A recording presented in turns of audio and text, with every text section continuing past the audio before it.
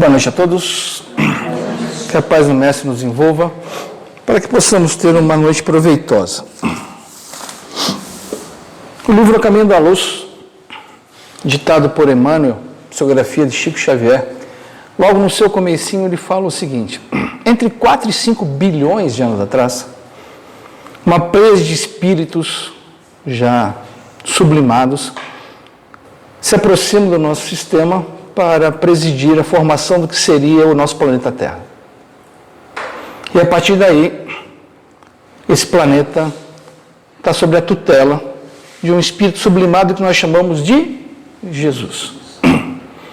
E ao longo de todos esses bilhões de anos, foram se passando até que a Terra se viu palco das primeiras encarnações nominais, ou seja, seres humanos. E isso foi aperfeiçoando-se, até chegarmos aos dias de hoje. Durante todo esse período, todos nós, aqui encarnados, estamos sob a tutela dele. E as revelações divinas foram nos dadas ao longo de todo esse tempo, em várias épocas, em várias regiões, por várias pessoas. Aqui no Ocidente, nós falamos que temos 3 grandes revelações. A primeira com Moisés. Só que Moisés era um hebreu, cuja revelação foi para aquela região e para aquele povo específico. Os famosos 10 mandamentos. Que, diga-se de passagem, até hoje a gente não conseguiu ainda cumprir 10 mandamentos. Certo? Passados então, Moisés, 1.200 anos depois, 1.800 anos depois, vai surgir a figura de Cristo, Jesus, o nosso governador planetário, que vai ampliar consideravelmente as leis divinas. Enquanto lá está em Moisés, não matarás, Jesus fala: se te receberes uma bofetada na face direita, dá também a esquerda. Ama o teu inimigo. Enquanto Moisés falava não desejar a mulher do próximo, Jesus fala: pecareis até mesmo por pensamentos. Ele amplia demasiadamente. Isso já se faz um pouco mais de 2000 anos.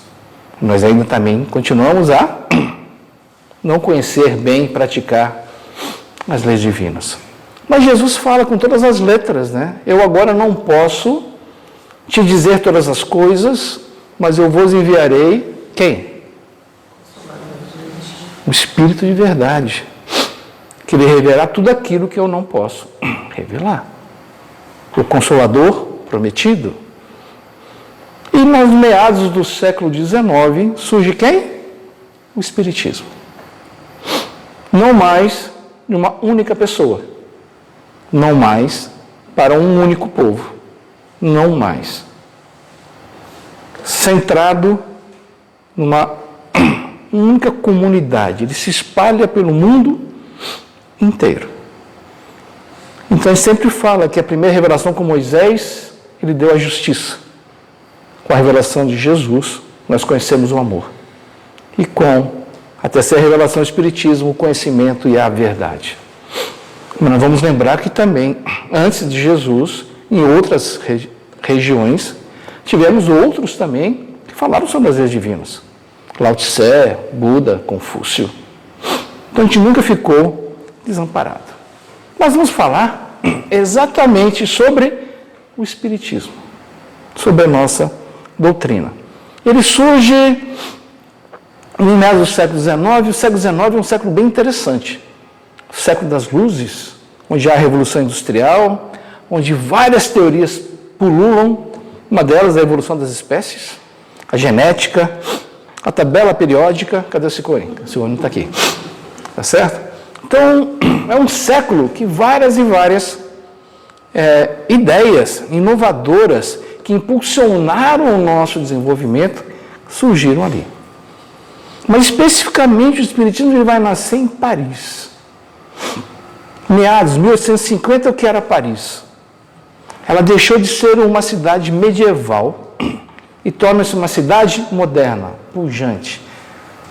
Tudo aquele casario medieval foi destruído, foi construído novas edificações com avenidas largas, todas apontando para o Lago do Triunfo, quem conhece sabe, uma cidade belíssima. E nesse caldeirão todo tem uma figura, eu não vou me atrever a falar francês, porque o meu francês é horroroso, certo?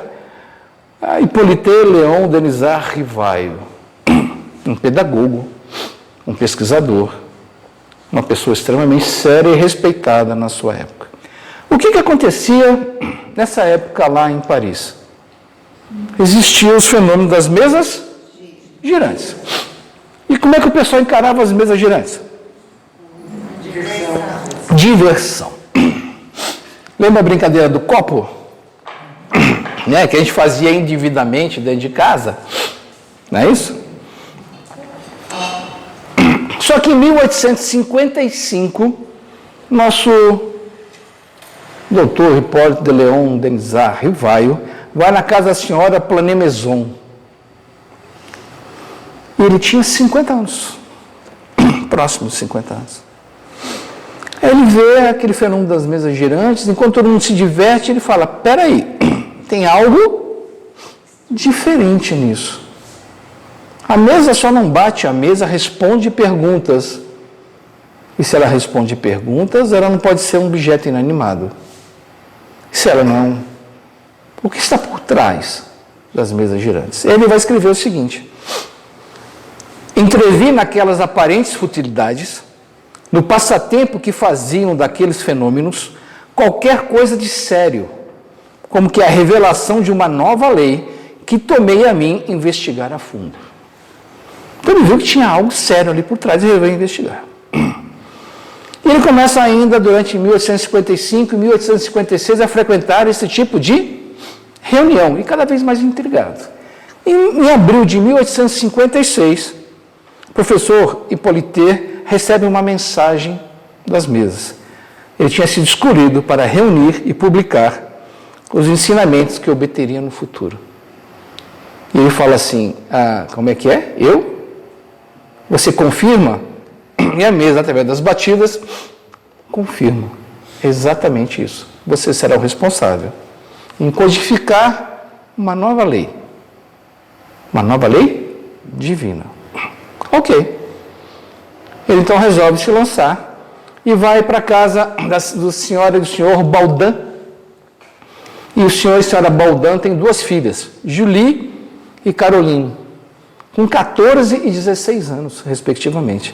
Foram as suas primeiras médiums, duas meninas, que começaram a psicografar. Logo em seguida se juntou uma outra médium chamada Ruth Céline Jaffé, com 18 anos, era a mais velha de todas, e Eumance Defoe, com 14 anos. Foram 20 meses de trabalho. Ele praticamente, com essas 4 médiums, vão fazendo perguntas, respondendo, e ele vai juntando, vê aquelas que batem uma com as outras, aquelas que têm lógica, e vai juntando, até que no dia 18 de abril de 1857, amanhã fará 168 anos, foi lançada a primeira edição do Livro dos Espíritos.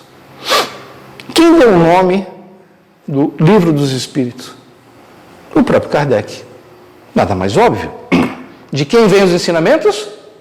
Dos Espíritos. Então o livro é dos Espíritos.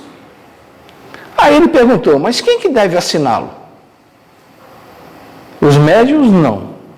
Porque se caracteriza a mediunidade espírita para que o médium não seja a peça mais aparente. Os próprios espíritos assim determinaram. Quem irá assinar é Allan Kardec. Quem é Allan Kardec? É você. Há anos e anos atrás, de uma das suas encarnações, lá como celta. Então você vai colocar o pseudônimo de Allan Kardec. Os próprios espíritos assim determinaram. Então é lançado a primeira edição do Livro dos Espíritos com 501 perguntas. Apenas 501 perguntas. De imediato o livro correu o mundo, conquistando mentes, mas gerando também o quê? polêmicas e protestos. Com isso, vários médiuns do mundo inteiro mandaram cartas para quem? Para Kardec.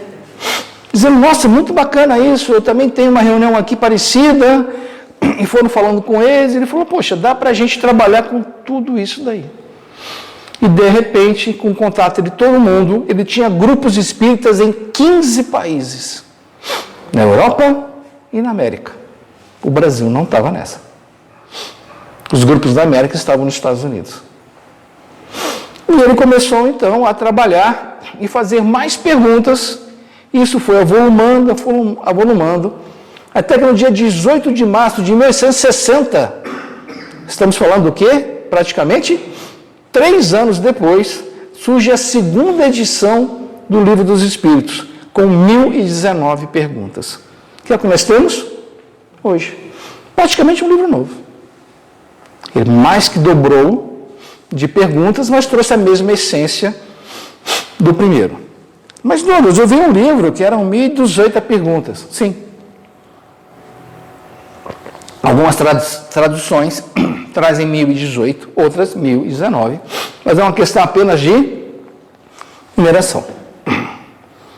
Quando o Livro dos Espíritos é lançado pela primeira vez, na prática desencarna o professor Hipólito Leon Denizar Rivaio e reencarna e nasce Allan Kardec. Você pergunta para todo mundo, quem é Allan Kardec? Eu já ouvi falar. Quem é Hipólito Leon Denizar Rivaio? Não, isso aí não sei não. Então, Allan Kardec, na verdade, surge aí. E houve reações contra o Livro dos Espíritos. Em 9 de outubro de 1861, apenas alguns meses, um pouquinho mais de um ano do lançamento da segunda edição, tivemos o Auto de Fé de Barcelona, onde um bispo recolhe mais de 300 exemplares das obras de Kardec e o queima em praça pública. Kardec se revolta. Fala o quê? Não pode. Aí os espíritos falaram, não, deixa. Como assim deixa? Está errado. Sim, sabemos. Mas isso vai causar o quê? Uma reação contrária. Mais gente vai se interessar. Tem um filme aí que ninguém nunca ouviu falar. De repente alguém proibiu. Você fala, opa, proibiu por quê? Já não dá vontade de ir lá querer saber? Foi a mesma coisa. Em 1º de maio de 1864, o nosso Livro dos Espíritos é incluído no Index Librorum Prohibitorum. Ou seja, a relação de livros proibidos pela Igreja Católica. Ou seja, um pouquinho tempo depois, os católicos já não poderiam mais ler esse livro. Esse índex ficou até em 1966. Ele foi extinto, hoje há apenas algumas recomendações. A igreja apenas recomenda que não leiam alguns livros. Entre eles, ultimamente, Harry Potter. Harry Potter. Porque ele faria com que as crianças se interessem por magia e bruxaria. Fica difícil, né? Eu ler Harry Potter e achar que você é um bruxo. Não dá, né? Mas tudo bem. Contado esse preâmbulo todo, aí vem a pergunta: o que nos traz o Livro dos Espíritos? O que tem lá dentro de tão importante para ser a nossa terceira revelação? O Livro dos Espíritos é feito dentro dele, na verdade, de 4 livros. Então está lá, livro primeiro, livro segundo, livro terceiro, livro quarto. O livro primeiro vai falar sobre as causas primárias. Primeira pergunta clássica, qual é? Que é Deus? Inteligência suprema, né? Causa primeira de todas as coisas, e vai falando sobre tudo isso aí. O segundo livro, lá dentro do Livro dos Espíritos, vai falar sobre o mundo dos espíritos. Como é que é essa relação nossa com os espíritos? Tema da palestra da Cleide, da semana passada. O terceiro livro vai falar sobre as leis morais. Aí ele vai ampliar e dar uma nova visão daquilo que Jesus falou há 2000 anos atrás. O que temos que entender realmente por ama o teu inimigo? Será que devemos levar o pé da letra? Quando Jesus fala, eu não vim trazer a paz, mas a espada, o que ele quis dizer realmente com isso? Está lá no livro dos Espíritos. Ele veio ampliar ainda mais a nossa visão moral. E o quarto livro é Esperanças e Consolações. Após ele surgem mais 4 livros, o Pentateuco Kardeciano, ou as Obras Básicas. Cada um desses livros vai complementar um dos livros de dentro do Livro dos Espíritos. Quando eu boto causas primárias, a Gênese vai ampliar. Quando eu falo o Mundo dos Espíritos, o Livro dos Médiuns vai ampliar. Quando eu falo as leis morais, o Evangelho segundo o Espiritismo vai ampliar. E Esperanças e Consolações, o Céu e o Inferno. Viu que tudo é bem encaixadinho. E o Livro dos Espíritos é o único que é feito somente de perguntas e respostas. Os outros são mais textos. Ainda há algumas perguntas, mas não é o forte. Mas o mais importante que eu queria falar sobre o Livro dos Espíritos é que ele diz quais são os princípios da doutrina espírita. Quais são os princípios da doutrina espírita? Onde está isso? Quais são os princípios do Exército Brasileiro? Hierarquia e disciplina. Os 2 grandes pilares. Princípios da área jurídica. Tem seus princípios. A coisa julgada, o processo, os princípios. Tudo tem princípios. E a doutrina espírita também tem os seus princípios. Não. Onde está isso? Quando você abre o Livro dos Espíritos, na primeira folha, antes do prólogo, antes do índice, está escrito lá: Livro dos Espíritos, contendo. Aí embaixo vem um parágrafozinho, fundamental que ninguém lê. Todo mundo vai direto, alguns até o prólogo, né? O prolegômenos, né? Pula o prolegômenos, vai na primeira pergunta. Não, na primeira página. Os princípios da doutrina espírita. Vamos começar a falar sobre eles. Primeiro princípio, imortalidade da alma. Somos seres imortais, filhos de Deus. Esse corpo físico que nos reveste é temporário, mas nós, espíritos, somos imortais. Isso já muda tudo. Os materialistas já ficam de lado, né? Se você acha que somente essa vida é única e acabou ela indo embora, não tem mais nada, ele vai falar exatamente o contrário. Então, primeiro princípio, imortalidade da alma. O segundo, natureza dos espíritos. Então, ele vai falar, além de você ser imortal, existe uma coisa chamada mundo dos espíritos. Ou seja, o nosso mundo físico não é o único. Existe um outro, que a gente não vê, mas ele está aí, ao nosso redor. E ele acrescenta, além da natureza dos espíritos, as suas relações com os homens.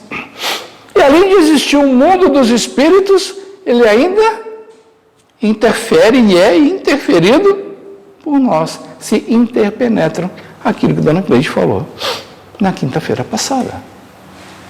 Vai pegar isso. E ele fala mais uma coisa, além da imortalidade da alma, a existência do mundo espiritual e da relação com o mundo corporal, ele vai dar mais um princípio, as leis morais. E essas leis morais estão em cima de quem? Das leis morais do Cristo. Ele não cria novas leis morais. Ele vai pegar exatamente as mesmas leis morais que o Cristo diz e somente amplia, explica melhor o que ele quis dizer naquela época. Não é à toa que dos 28 capítulos do Evangelho segundo o Espiritismo, 16 são frases retiradas do Sermão da Montanha ou Sermão do Monte. Amanhã nós aqui, países cristãos, comemoramos o que mesmo? A sexta-feira santa. O que aconteceu na sexta-feira santa, né? A princípio? A paixão de Cristo, o desencarne do Cristo. Tá, bacana. Mas o que é o mais importante? A paixão de Cristo ou os ensinamentos do Cristo? Por que nós não comemoramos o Sermão da Montanha? Isso daí vem de lá da época de Roma, né? Que eles que instituíram esse negócio de Páscoa e Jesus morreu. Ou seja, nós vamos ao longo do tempo modificando tudo isso e apagando coisas importantes. Mahatma Gandhi, quando pega o Evangelho e ele lê o livro e vê lá o Sermão da Montanha, ele fala assim: mesmo que todo o conhecimento do mundo se perdesse, se sobrasse apenas o Sermão da Montanha, nada seria perdido. E com isso eu entendo Jesus. Muito profundo, né? Profundo, olha só. Então as leis morais é um dos princípios da doutrina espírita. E ainda ele falando sobre a imortalidade da alma, o mundo espiritual, as leis morais, ele fala o quê? Um dos princípios, a vida presente. Como assim, o princípio é a vida presente? Nós estamos aqui para fazer algo. A gente não deve estar com a mente apenas voltada para o futuro, para a vida espiritual. Porque cada um que está aqui tem o quê? Algo a fazer. E qual a coisa mais importante que nós podemos fazer na nossa atual encarnação? É nos tornarmos pessoas melhores. Baseadas em quê? Nas leis morais. Com a ajuda de quem? Do mundo espiritual e as suas relações. Porque não podemos perder de visão que somos seres imortais. Como tudo se penetra. Além disso, além da vida presente, a vida futura. Então, mesmo tendo que prestar atenção no que eu estou fazendo aqui agora, eu não posso deixar de visualizar o meu futuro como espírito imortal. Tudo que eu faço agora terá um reflexo lá na frente. Nós espíritos adoramos falar sobre karma, né? Lei de causa e efeito. Você casa com uma pessoa, ela tem uma cunhada e a cunhada é complicada. Aí você fala: nossa, eu fui um menino mal na última encarnação para ter... Eu não, estou falando de maneira geral, tá, pessoal? Não estou algo específico, tá? Mas aí você acha que fica pior? Não. Tudo que está nos acontecendo agora são o quê? Colheitas da sementeira que nós fizemos em outras vidas e nessa também. Eu estou andando na rua e dou uma topada numa pedra. Pô, será que eu joguei pedra em alguém? Não, você não estava olhando para onde você estava andando. Simples assim. Certo? Então, a gente está sempre preocupado em o que eu fiz, mas eu não estou mais preocupado em o que eu estou fazendo. Porque isso aqui que vai me dizer o que vai acontecer comigo na vida futura. O que eu fiz eu não posso mexer. Eu não posso voltar atrás e fazer novamente, mas eu posso, a partir de agora, fazer um novo fim.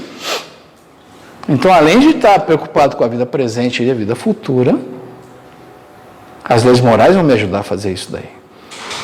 E o outro pilar, princípio, é o porvir da humanidade. Então, o Espiritismo chama para si a evolução moral do planeta. Isso é importante.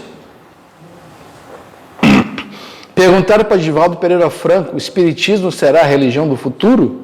Ele falou: não. Será o futuro das religiões. Todas vão evoluir e migrar para lá. O dia que a ciência provar por A mais B que existe vida após a morte e que os espíritos se comunicam conosco, muitas religiões que por aí vão ter que abraçar, não tem jeito. Vai ficar tão escancarado que não tem como você mais dizer que não. Então, quais são os grandes mistérios da humanidade? Não é de onde veio, o que eu sou e para onde eu vou. está aqui os princípios do Espiritismo. Eu vim do mundo espiritual, de várias encarnações. Eu sou o quê? Hoje, um espírito numa existência terrena, semeando para que o meu futuro eu faça a minha colheita, e o meu futuro longínquo será sempre a perfeição relativa da criatura. Perfeito absoluto somente Deus. Então, para isso, nós temos que ter quantas vidas para chegar até lá? Uma. O pessoal já está ótimo, afiadinho. Como assim, Douglas, uma vida? Você não é reencarnacionista? Claro! Eu tenho uma vida com várias existências na matéria. Eu não tenho várias vidas. Pegaram? Isso é importante. Por que isso é importante? Você consegue explicar várias coisas, certo? Tipo, suicida. Eu vou me matar, certo? Vou morrer.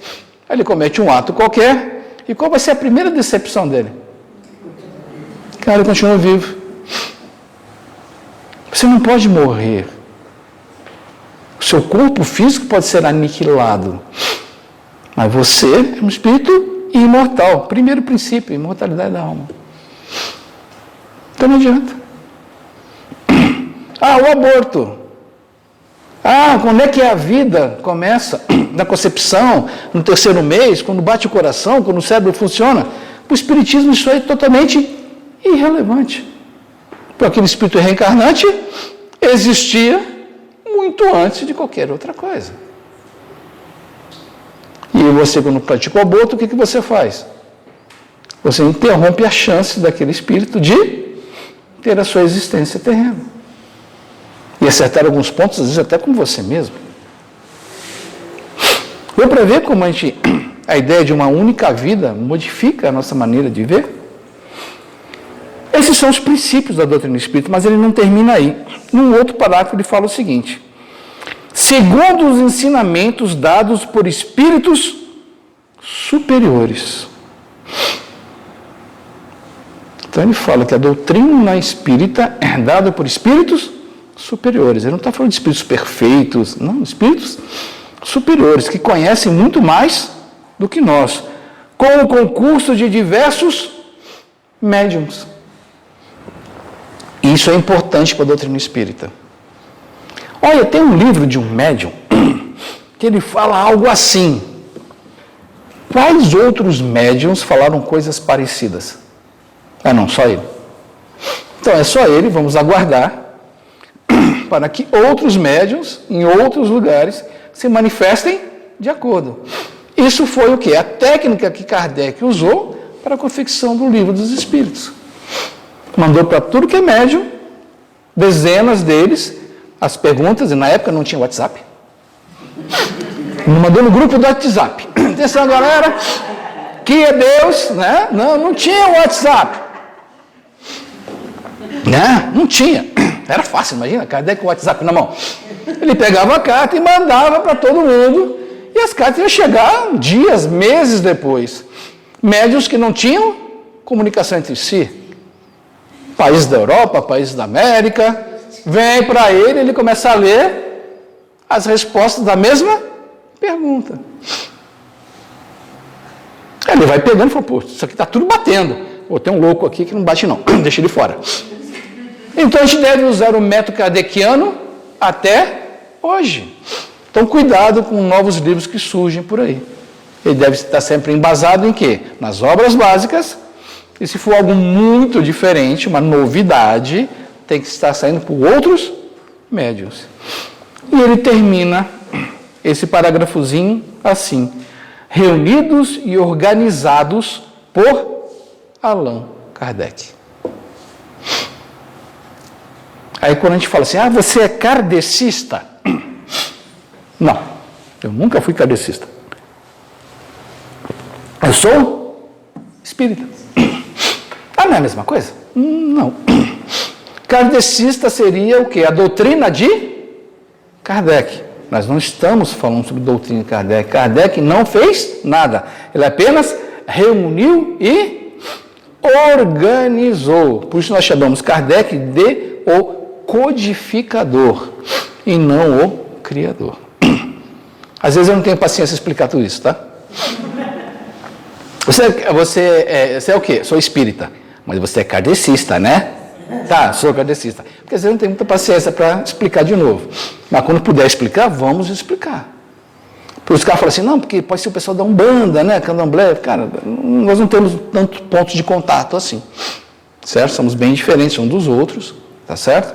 Meu marido que falava, quando perguntaram para você o que você é, você não fala que você é espírita, não. Você fala que você é kardecista. É. Se você fala que você é espírita, Ele vai... você bate tambor. Ele vai resolver os nossos problemas, mas vai criar um outro, né? E no IBGE, tá? O IBGE, quando pergunta para você, o item do IBGE é kardecista. É kardecista. Lá no IBGE é kardecista, não é espírita. Espírita é um termo cunhado por quem? Pelo próprio Kardec. Lá no Prolegômenos tem lá. Espírita, kardecista. Quem não é espírita é espiritualista, espiritista, pode chamar o que você quiser. Mas o pessoal se apropriou da palavra espírita, né? Então eu já vi por aí, centro espírita, caboclo, fulano de tal. Não, não é bem um centro espírita, né? Mas tudo bem, a gente entende. Né, que nem quando eu entendo, que nem falou, sou kardecista, Sim. né? Por estudar o livro dos espíritos, por ser, vamos dizer... Tem o nome do Kardec lá assinado, sim. Exatamente. Sim. Eu vejo nesse sentido. Sim, No eu estudo entendo. do kardecismo, Sim. por causa do livro dos espíritos, ele Sim. publicado por ele. Eu entendo perfeitamente isso daí, mas tecnicamente falando, não. Né? Você, nas primeiras aulas do direito, né, você vai descobrir que posse e propriedade são coisas completamente distintas. Aí você fala assim, como assim? Aí você começa a bugar a cabeça, mas é o termo correto. Se eu perguntar qual é o seu nome, o que você vai responder? Não, não é. Seu nome é o seu sobrenome. Juridicamente falando. Juridicamente falando, é o seu sobrenome. Então, deu para ver que tem um tecnicismo da coisa. Se a gente fosse tecnicista na doutrina espírita, certo? Nós somos espíritas, não somos kardecistas, mas eu falo. Na dúvida, né? Se for para facilitar o entendimento dos outros, pode falar kardecismo. Então, meus amigos, amanhã estamos comemorando 168 anos da primeira edição do Livro dos Espíritas. Amanhã é o dia do espírita. Amanhã é o dia do livro espírita. E muito espírita simplesmente não se liga nisso. Está mais preocupado com a Sexta-feira Santa, se vai comer carne ou não, se não vai comer carne, vai comer peixe. Quem quiser comer churrasco amanhã em casa, pode ir lá que eu estarei lá comendo churrasco. Ok? Que horror, né? Fala. Mas o que faz mal não é aquilo que entra pela boca. Aquilo que sai porque vem do coração. É perfeito. Então, eu queria trazer para vocês apenas uma lembrança, que amanhã para nós é um dia especial. É um dia que a gente tem que visualizar todo o trabalho que Allan Kardec fez junto com seus diversos médiuns que não aparecem na história. Que dedicaram horas, dias do seu tempo para nos trazer um livro tão importante que vai mudar a humanidade. É um livro que nós vamos estudar em universidades lá no futuro. Vai ser a nossa Bíblia do nosso dia a dia. Então amanhã, quando nós acordarmos, eu peço a todos que se lembrem do nosso codificador e de todos aqueles que trabalharam para que a doutrina pudesse chegar até nós hoje. Hoje está fácil, né? É só você abrir o livro e ler. Para comemorar tudo isso, vocês não vão entender de primeira, tá? Ao final, nós vamos distribuir um dos livros da codificação. Certo? Esse livro, eu gostaria que vocês levassem. Nossa, Douglas, obrigado, é para mim. Não, não é para você. Quer dizer que eu não tenho, não tem problema. Esse não é para você. Esse livro vai trazer aqui na sua antecapa uma mensagem. Caro amigo, esse livro chega às suas mãos com o intuito de ajudar e trazer conhecimento. A vida lhe transfere nesse momento a posse, mas não a propriedade. Isso é coisa de advogado. Leia, reflita, aproveita e após usá-lo, passe adiante, para que outros também possam desfrutá-lo. Tome os devidos cuidados com esse livro, para que mais pessoas possam também ser beneficiadas. Nada é por acaso, e sempre colhemos aquilo que semeamos, paz e bem. Então, eu gostaria que vocês pegassem 1, 2 livros, como vocês quiserem, levassem com vocês e deixassem em alguns lugares da onde vocês andam, onde vocês trabalham. Eu vou deixar lá na minha cozinha. Não é na sua cozinha. Pode deixar onde? Na farmácia, no supermercado, no táxi, no Uber, onde vocês quiserem. Logicamente, ponto de ônibus, desde que seja um lugar protegido. Né? Se deixar num lugar que possa chover, ou um vento bater e sair voando por aí, não é um bom lugar. Para quê? Para que pessoas possam receber esse livro, ler, e aprender com ele aquilo que nós também aprendemos. Essa é vamos dizer assim, algo que nós podemos fazer pela doutrina que tanto fez por nós. Muito obrigado pela paciência.